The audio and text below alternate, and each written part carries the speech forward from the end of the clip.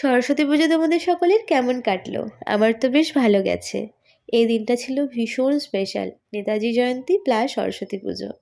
আর এই দিনটা পালন করার সবথেকে ভালো জায়গা স্কুল, কলেজ এবং ইউনিভার্সিটি।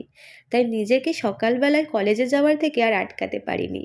স্নান টান করে চলে গিয়েছিলাম কলেজ প্রাঙ্গণে। ওখানেই পুষ্পাঞ্জলি দিয়েছি এবং নেতাজি জয়ন্তী পালন করেছি। ছোট থেকে এই দিনটা নিয়ে ভীষণ এক্সাইটমেন্ট কাজ করতো। দুর্গাপুজোর থেকেও প্রিয় আমার কাছে সরস্বতী পুজো।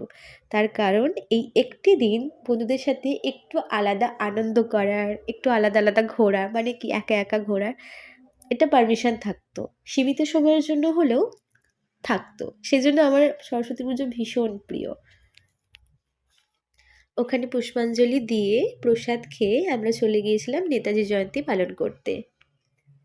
বন্দে মাতরম, বন্দে মাতরম, বন্দে মাতরম, বন্দে মাতরম।